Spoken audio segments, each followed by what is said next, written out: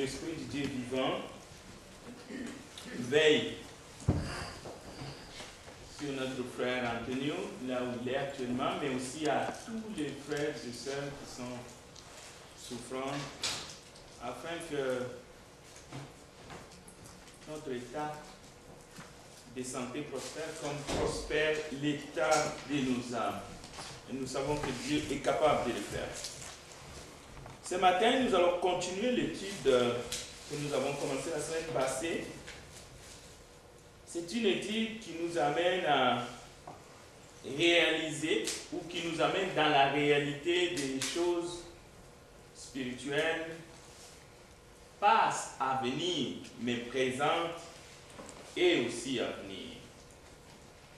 Donc, on sait où se passe cet enseignement, où cela a été écrit, où est-ce que Jean s'est trouvé au moment où il écrivait. Évidemment, c'est une île grecque, dans l'archipel du Dodécanèse, dans la mer Égée. C'est là où se trouve cette île de Patmos. Donc, ça explique qu'il était en Palestine, il est allé en exil vers la Grèce, il a quitté Jérusalem, Galilée, d'où il vient, parce que tous les apôtres viennent de Galilée. Et les voilà en Grèce, terre païenne. Les Grecs, ce n'étaient pas des judéo-chrétiens, c'était des païens avec leur multitude de dieux comme Diane et d'autres encore.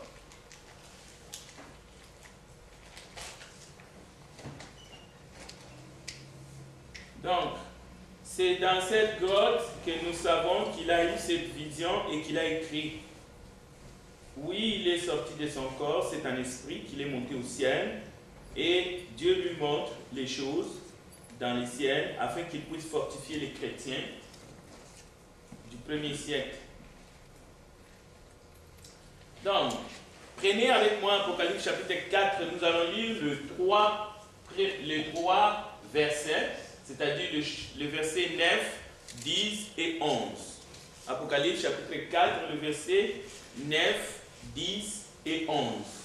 Et le verset 9 dit, « Et quand les êtres vivants rendent gloire, honneur et action de grâce à celui qui est assis sur le trône, à celui qui vit au siècle des siècles, c'est-à-dire sans cesse jour et nuit, au siècle des siècles, ça veut dire sans cesse jour et nuit, les êtres vivants rendaient gloire, honneur, action de grâce à celui qui est assis sur le trône. »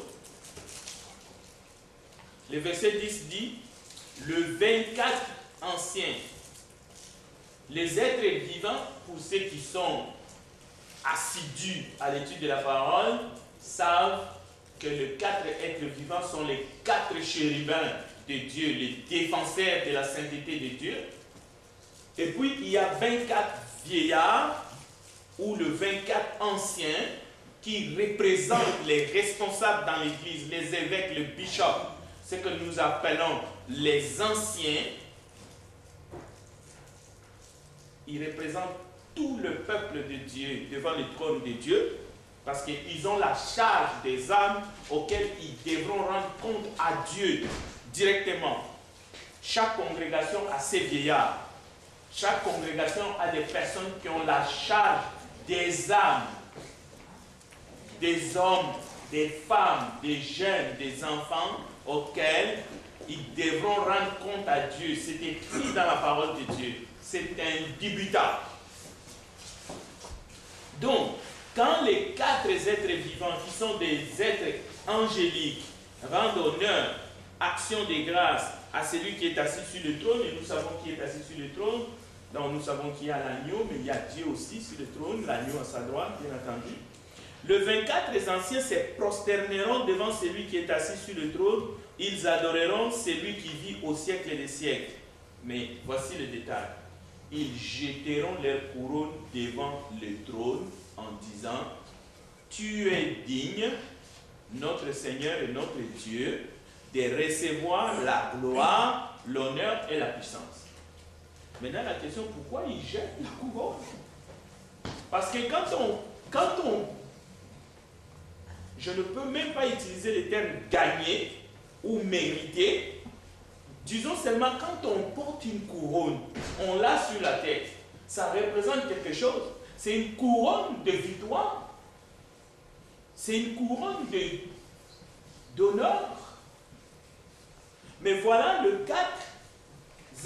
24 ancien, alors que les 4 êtres vivants adorent celui qui est sur le trône, ils jettent les couronnes. Ils se débarrassent de la couronne.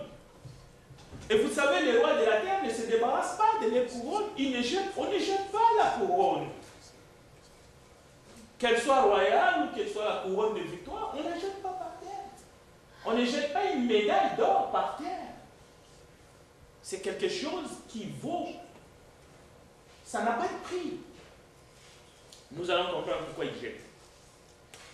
Donc, cette couronne représente une récompense. Et ça, c'est sans aucun doute.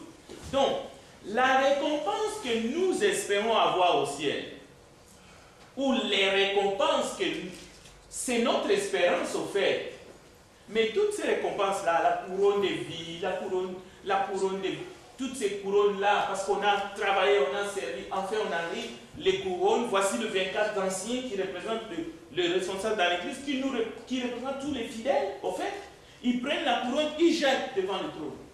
Et ils disent, tu es digne de recevoir la gloire, l'honneur et la puissance. Donc les récompenses que nous espérons au ciel sont nombreuses. Les couronnes de vainqueur, la couronne de vie, le prix de la course et du combat. Paul dit, par exemple, je traite durement mon corps, j'ai la CGT, parce que je veux remporter les prix.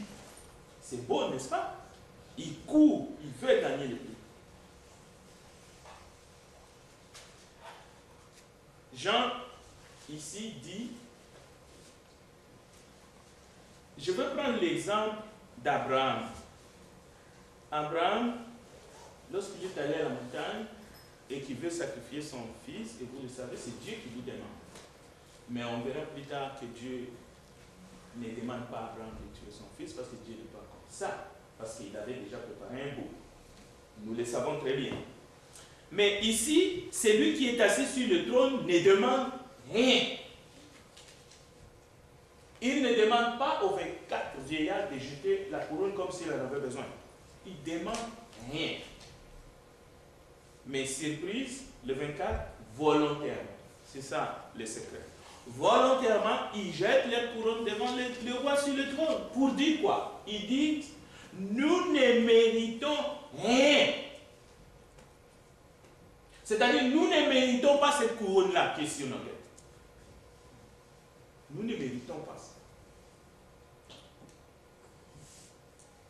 Mais le diable, alors que nous sommes sur cette terre, il essaie de nous tromper, que nous méritons quelque chose.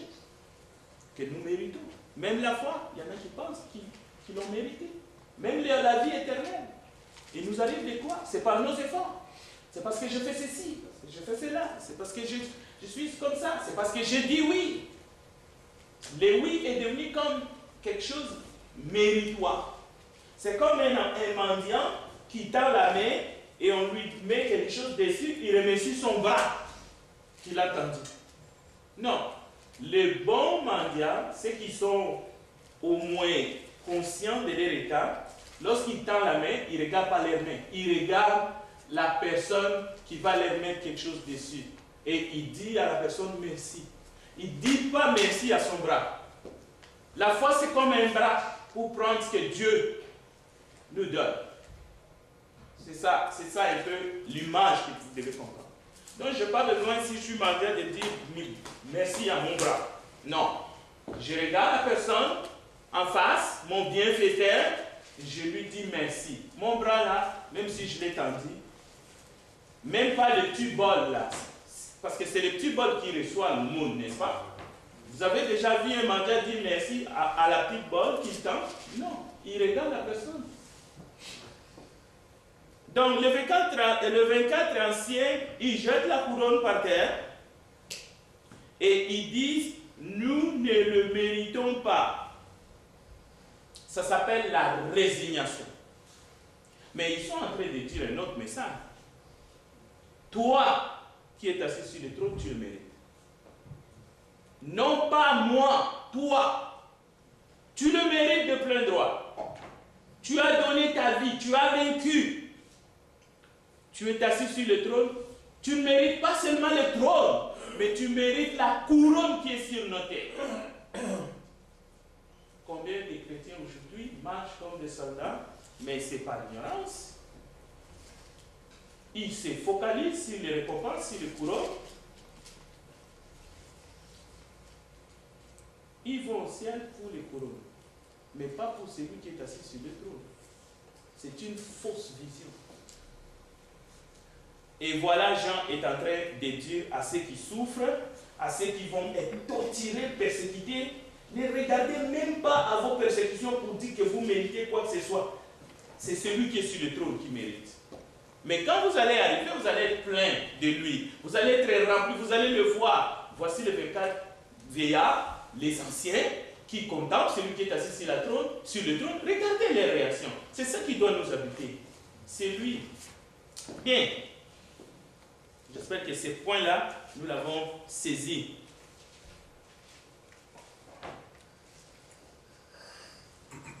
La scène qui se passe devant nous, ici, nous sommes dans l'Apocalypse 4, c'est difficile à concevoir. C'est un culte sans interruption à Dieu par les anges. Parce que ce sont les 4 êtres vivants qui adorent. Le 24 anciens se prosternent aussi en jetant leur couronne. Et les 24 vieillards représentent l'Église. Donc l'Église adore dans la vision que Jean voit. Il y a l'esprit de la soumission envers Dieu. Le fait qu'il se prosterne, ça montre la soumission envers celui qui est sur le trône, envers Dieu. Ils reconnaissent humblement, en jetant leur couronne, qu'ils lui doivent tout. C'est simplement cette attitude qui est normale pour chaque enfant de Dieu qui vient pour adorer en ces premiers jours de la semaine. Nous lui devons tout. Nous lui devons tout. Notre vie, tout ce que nous avons. Il n'y a rien. Il n'y a rien en moi. Il n'y a rien comme adorateur. Nous devons tout à notre Christ. L'honneur, la gloire, même la couronne, mes frères bien-aimés. C'est ça l'histoire d'Abraham.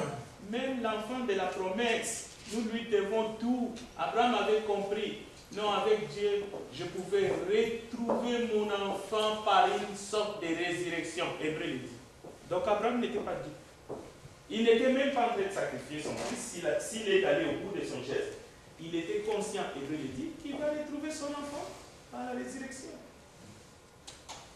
Si vous savez que vous allez retrouver ce que vous êtes en train de jeter dans la mer, la pièce d'or que vous jetez dans la mer, vous allez retrouver, vous ne sacrifiez pas parce que vous allez l'avoir. Donc c'était ça son secret. Ça c'est le secret d'Abraham. Hébreu le dit. Dans les textes en Genève, on ne le dit pas, mais Hébreu le dit. C'est la même chose. Un peu, les 24 anciens, ils jettent la couronne, ils disent nous te devons tout. Même cette récompense que nous avons reçue, parce que nous avons vaincu. N'oubliez pas, l'Apocalypse dit à ceux qui auront vaincu. Donc ils ont vaincu la tribulation, ils ont vaincu dans la persécution. Mais ils arrivent là-bas, ils jettent la couronne. Devant lui. Pas devant n'importe qui. Résumons maintenant le chapitre 4. On va entrer dans le chapitre 5 maintenant. Voici le résumé du chapitre 4. Le chapitre 4 de l'Apocalypse, chers frères et sœurs, nous présente donc un roi tout-puissant qui trône au milieu de son Église, règne sur l'univers. Les membres de l'Église apparaissent comme des rois et des prêtres portant des vêtements de vainqueurs, en ayant même une couronne chacun sur la tête, mais ils sont représentés par les 24 anciens, qui sont les responsables dans l'Église. Mais ils sont entourés par la puissante et terrible armée des chérubins, les êtres vivants. Ils ne sont pas comme ça dans la liberté, comme ça, non. Ils sont entourés par une armée fantastique de chérubins des êtres angéliques, très forts, mais le roi divin dispose de toute la connaissance infinie de l'esprit. Les 7 esprits de Dieu sont là. L'agneau est sur le trône. Les hommes sur la terre peuvent blasphémer aujourd'hui. Les hommes sur la terre peuvent défier. Mais écoutez, ce sont les mains de Dieu, ce sont les mains de celui qui est sur le trône, qui sont aux commandes de l'histoire de nos vies, croyants ou non, athées ou agnostiques. C'est-à-dire, même si tu crois à 1000 dieux, que tu crois en un seul Dieu, que tu crois à toi-même, ce sont les mains de celui qui est assis sur le trône, qui est aux commandes de l'histoire de nos vies. La preuve, c'est que même ceux qui ne croient pas à l'éternité, ils savent quelque part qu'il y a un être suprême. Donc, c'est dans ces mains que nous sommes tous sans exception et personne ne se décide de lui. Nous sommes tous des mortels, y compris le prince de ce monde, parce qu'il y a des princes dans ce monde. Nous ici, nos vies sont parfois insignifiantes. Nous n'avons pas le même traitement que certains dans ce monde. Mais même les princes de ce monde, même les rois, le président, les hommes qui sont extrêmement importants dans le monde, si un seul arrivait dans cette rue, vous allez voir les gens sortir. Il y a des êtres humains sur le marche de Saint-Michel à Papineau. Tous ces quartiers-là vont bouger. Les gens vont sortir juste pour le voir. Je vous dis sincèrement, il suffit que les gens attendent qu'un certain Nicolas Sarkozy passe de boulevard Saint-Michel à Papineau, dans cette rue-là, même s'il n'est plus le président, c'est un ex-président de la France, les gens vont venir pour le voir. Ça, c'est juste, je prends un exemple faible. Imaginez maintenant. Justin Bieber seulement, qui passe ici. Même les personnes âgées adultes vont aller le voir. Quelle attraction il a, ce jeune homme? C'est pour vous dire que ce n'est pas lui qui commande, c'est Dieu qui commande quand même. Donc, Jésus a été maltraité lors de son séjour terrestre par les hommes que nous sommes. On lui a craché dessus, on lui a frappé, on lui demandait même, faites un miracle. Fais un miracle devant moi, ça c'est Hérode qui parlait. On lui a mis une couronne d'épines pour se moquer de lui. Un bâton comme un sceptre, on lui donne un bâton. Comme on avait donné à Moïse un certain pharaon, prends ce bâton-là, tu vas régner sur les scorpions et les rats. Va-t'en dans le désert. Il s'est moqué de Moïse, il savait bien. Et Moïse est allé dans le désert. On lui a donné un repas, même pas pour un jour. Il était sûr, il disait, je ne veux pas que tu meurs entre mes mains. Va-t'en. Tu voulais régner sur l'Égypte, va régner sur les scorpions et les rats. Mais maintenant, Jean-Baptiste aussi, mais maintenant, un jour, Jésus, alors qu'il était baptisé, il y a des disciples, des gens qui l'ont suivi. Jésus leur a dit, venez et voyez. Venez et voyez. C'est sûr, parmi ses disciples, on connaît un, André, mais l'autre, c'est un disciple anonyme, on ne connaît pas son nom. Tous les commentateurs disent que c'est peut-être Jean. C'est pour cela que je prends cet exemple. Voici Jean maintenant est en train de voir la réalité. Il voit maintenant celui qui est assis sur le trône. C'est lui. On s'est moqué de lui sur la terre. Il est en train de le voir dans les ciels. Regardez les contrastes. Regardez les contrastes. Jean. Waouh. On voulait faire de lui un roi après la multiplication du pain. Il s'est retiré, il a fui. Il dit, ah, vous me suivez, vous voulez faire de moi un roi, ce n'est pas parce que vous avez aimé la parole, c'est parce que vous avez mangé du pain. Et il a refusé. Mais Jean est en train de le voir dans sa réalité. Donc, et Jean ne voit pas pour voir, il voit pour témoigner. C'est pour cela que vous et moi, nous sommes en train d'écouter. Pendant que nous sommes sur la terre, pendant que vous êtes sur la terre, vous écoutez ces choses, ça vous engage. Ça vous met dans une situation où vous n'êtes plus, vous ne pouvez pas dire je ne savais pas. C'est pour cela que Jean disait aux chrétiens qui allaient être persécutés aussi, pour qu'ils soient au courant qu'il faut tenir bon, ou alors vous allez tout rater. Bien, on va essayer d'avancer. Apocalypse chapitre 5, nous sommes toujours devant les trônes. Nous sommes toujours devant les trônes, ne perdez pas de vue. Il y a les 4 êtres vivants, les chérubins, qui adorent, honneur, gloire, louange à celui qui est assis sur le trône, mais il y a les 24 anciens. Maintenant, l'adoration commence pour des vrais. Je vais juste les lire et suivez dans votre Bible. Apocalypse chapitre 5. Puis j'ai vu dans la main de celui qui était assis sur le trône un livre écrit en dedans et en dehors, scellé de 7 sceaux. Et j'ai vu un ange puissant qui criait d'une voix forte, qui est digne d'ouvrir les livres et d'en rompre les sceaux. Et personne dans le ciel, ni sur la terre, ni sous la terre, ne put ouvrir les livres, ni les regarder. Verset 4. Et je pleurais beaucoup de ce que personne ne fut trouvé digne d'ouvrir les livres, ni les regarder. J'en pleure dans la vision. Il ne comprend pas comment ça se fait qu'il n'y a personne pour ouvrir les livres, ni dans le ciel, ni sur la terre, ni sous la terre. Et le verset 5. Et l'un des vieillards qui étaient là, ils étaient 24, qui représentaient les fidèles, que nous sommes. L'un des vieillards me dit, il dit à Jean, pas à moi mais à Jean, ne pleure point, ne pleure point, ne pleurez pas. Rappelez-vous des maris qui pleuraient à la tombe de Jésus. Un ange lui a dit, femme, pourquoi pleures-tu? Que cherches-tu? Ici, c'est un être angélique aussi. Jean est en train de pleurer comme s'il n'avait pas assez pleuré lorsque le maître était mis à mort et lorsqu'on a volé son corps. Si les femmes étaient en train de pleurer à la tombe, mais les hommes étaient en train de pleurer et ils étaient enfermés dans la maison.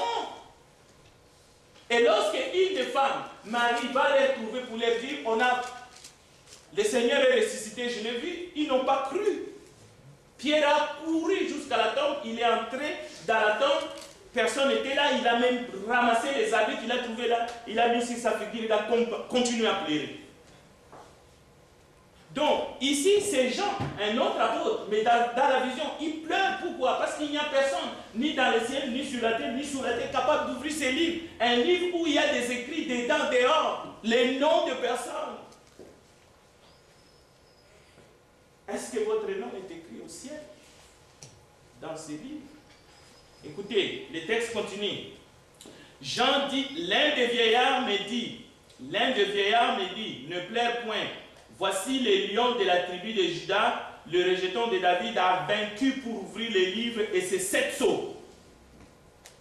Donc vous voyez pourquoi les vieillards ont jeté la couronne et qu'ils ont dit, nous ne sommes pas dignes, nous te devons tout.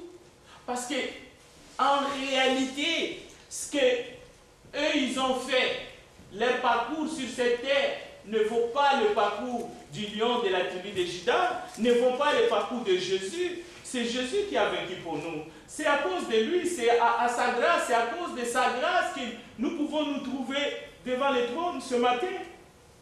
Ce matin. Le verset 6. Et j'ai vu au milieu du trône et des 4 êtres vivants et au milieu des vieillards un agneau qui était là comme immolé. Il montre ce qu'il a subi sur la terre. Il avait 7 cornes et 7 yeux, qui sont les 7 esprits de Dieu envoyés par toute la terre. il vint et il prit les livres de la main droite et de celui qui était assis sur le trône, donc le Père, il prend les livres. Regardez le verset 8. Quand il eut pris les livres, les 4 êtres vivants et les 24 vieillards se prosternèrent. Les 4 êtres vivants et les 24 vieillards se prosternèrent. Donc, devant le trône de Dieu, lorsque nous adorons comme ce matin, tous les cœurs se prosternent. C'est sans exception. Si vous êtes ici, vous ne vous prosternez pas en écoutant ce que nous sommes en train d'écouter, ça peut devenir très dur, très coriace. Parce qu'on dit, lorsqu'on ne sait pas, c'est différent, mais lorsqu'on sait, ça commence à nous compter comme culpabilité. Le 4 anges, le 4 chérubins et le 24 vieillards se prosternent. Et voici ce qu'il dit.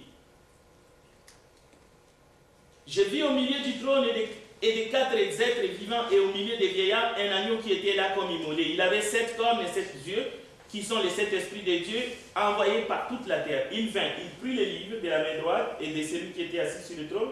L'agneau tenait chacun une harpe, des coupes d'or remplies de parfums, qui sont les prières des saints. Donc vous voyez, les 24 vieillards, ils représentent juste l'Église. C'est des prêtres.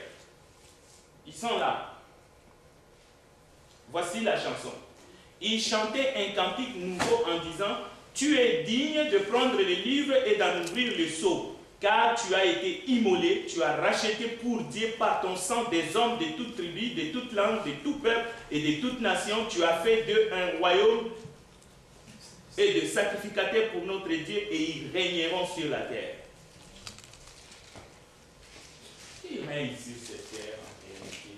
Les chrétiens, nous sommes, l'Église c'est un royaume des sacrificateurs. Et si nous sommes des sacrificateurs, nous sommes des frères. Nous sommes sur des trônes sans qu'on le sache. Mais c'est des petits trônes. Et même les couronnes que nous avons. Le problème, c'est que souvent nous refusons de comprendre cette réalité. Peut-être c'est par humilité. Parce que nous ne voulons pas avoir des têtes qui entrent et essayer de faire comprendre aux gens, écoutez, nous sommes les chrétiens, nous régnons. Nous sommes encore sur la terre. Mais nous allons vivre cette réalité, mais nous les vivons déjà. Verset 11. Je regardais et j'attendis la voix de beaucoup d'anges, parce qu'il n'y a pas que ces 4-là, parce que devant les trônes, tous sont là.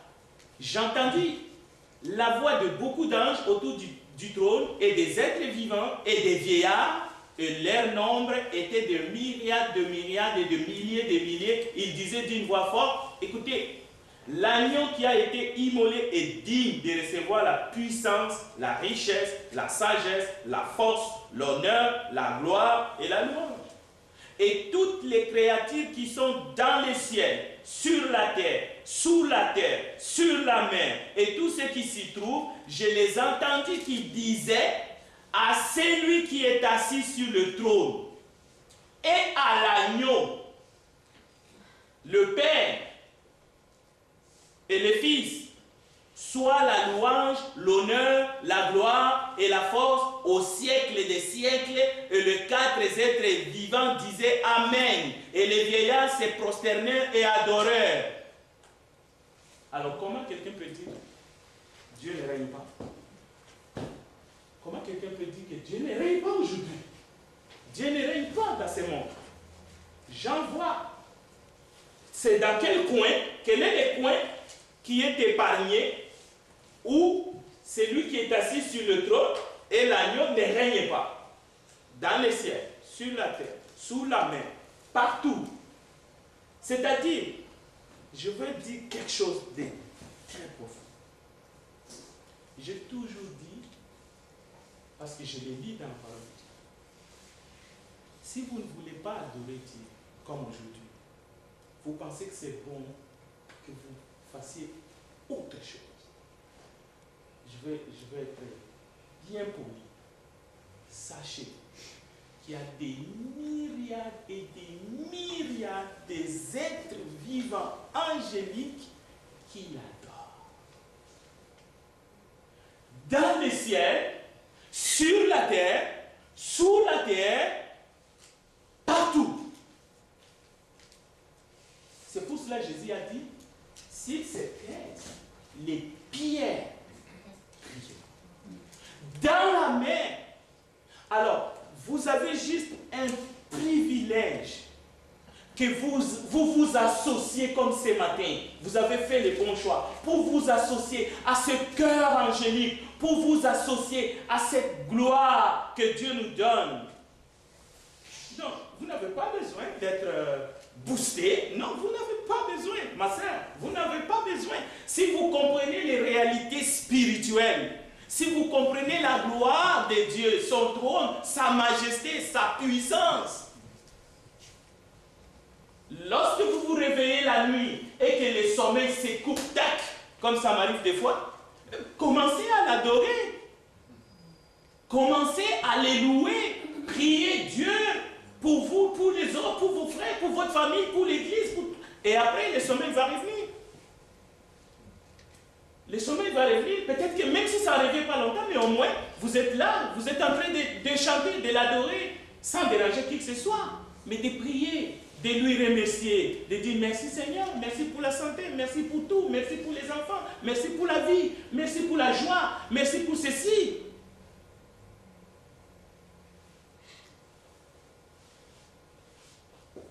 Toutes les créatures qui sont dans le ciel, sur la terre, sous la terre, sur la mer, et tout ce qui s'y trouve, je les entendis qui disaient à celui qui est assis sur le trône et à l'agneau, soit la louange, l'honneur, la gloire et la force. C'est ça la prière qui bouge le trône de Dieu. Et après, on peut faire la pétition. Nos pétitions, on a toujours de la place pour les faire. La prière, ce n'est pas seulement la pétition. La prière, c'est la louange d'abord. Et regardez l'attitude des êtres vivants qui sont devant les trônes et les vieillards. Ils se prosternent. Nous sommes devant les trônes ce matin. Le trône de Dieu n'est pas seulement dans le ciel. Le trône de Dieu est au milieu de nous. Le royaume est au milieu de nous.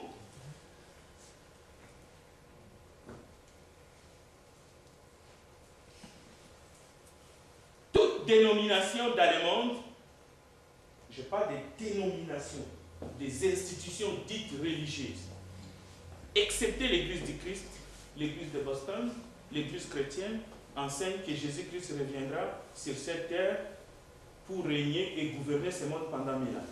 Cela veut dire qu'il ne règne pas présentement. C'est le diable qui règne. Ou ils vont rétrécir, ils vont donner une information, ils règnent dans le cœur de celui qui croit. Et pour les autres, c'est des indépendants complètement des gens. Cela veut dire qu'ils sont même pas au-dessus de Dieu, mais ils font ce qu'ils veulent. Oui, d'accord, ils font ce qu'ils veulent. Mais qui c'est que c'est qui dirige leur vie? C'est-à-dire dans le sens où qui c'est que c'est qui a le pouvoir sur leur vie? Et sous la mer, qui sont sous la mer? Et qui disent louange, gloire, force, puissance. Qui sont sous la mer? Il y a des êtres sous la mer. Ah, il y a un monde visible et il y a un monde invisible. Même les démons. Même les démons tremblent. Il y a des esprits sous la mer. Donc, et il connaît celui qui est sur le trône, il les appelle grand-mère. Il appelle celui qui est sur le trône le grand-mère. Même les marabouts, le féticheur, savent qui est le grand-mère des grands-mères. Ils le savent. Interrogez-les. Pourquoi ils reconnaissent les chrétiens? Même le plus petit des chrétiens. C'est-à-dire celui qui est encore en train de lutter pour devenir un chrétien fidèle. Ils reconnaissent, ils disent, ah, on voit il a un signe sur son front. Bien. CNN ne dira jamais que les chrétiens ont disparu pour que Jésus règne ici sur terre pendant 1000 ans. Jamais. Ça n'arrivera jamais. Parce que si cela arrive, vous savez, CNN, c'est le média, le numéro 1 dans le monde, ils vont en parler. Hein. Si nous disparaissons et que les autres restent, CNN va en parler, mais ça n'arrivera pas. Le diable ne sera pas lié et délié. C'est quoi le jeu de cache-cache? Quand nous arriverons dans ces textes vous verrez qu'est-ce que cela veut dire. Qu'est-ce que signifie 1000 ans? Qu'est-ce que signifie 144 000? Qu'est-ce que signifie même les 7 esprits de Dieu? Nous sommes en train de l'expliquer. Nous verrons tout ça. Dieu va lier les diables et puis les délier pour qu'ils fassent le mal à qui? Pour qu'ils continuent. Comme si ce n'est pas assez ce qu'il fait déjà. Donc, c'est étrange. C'est étrange. C'est dans le but de faire voir aux impies ce qu'ils ont raté. Dieu n'a pas besoin de faire voir aux impies ce qu'ils ont raté. Nous avons juste une chance. Si vous ne prenez pas position, maintenant c'est fini. Dieu n'a pas besoin de vous faire souffrir en plus pour que vous voyez que les autres sont en train de régner, sont en train d'être avec Jésus et toi là-bas tu crèves. Dieu n'est pas comme ça. Dieu c'est un Dieu de compassion. J'ai lu un texte dernièrement où c'est très bien parce qu'on dit, même quand Dieu prononce son jugement, il est toujours un Dieu de compassion. Même quand Dieu était en train de punir le monde dans le temps de Noé, Dieu est toujours le Dieu de compassion. C'est pour ça que vous voyez, il y a l'arc-en-ciel. Dieu, ce n'est pas quelqu'un qui va prendre les gens. Et vous allez voir maintenant, vous allez voir ce que vous avez manqué. Vous allez voir les autres dans la joie. Jésus ici en train de trémaler avec ses 5000 ans. Et puis les autres, ils sont en train de grincer les dents. Non. D'abord, comment ils vont grincer les dents? Parce qu'à ce moment-là, selon eux, quand Jésus va régner 1000 ans, les diables seront liés. Maintenant, ils seront où? Parce qu'il y aura des gens qui seront vivants, qui ne seront pas morts, qui seront où? Dieu va les tuer, il va les régner. Bien. Faites attention.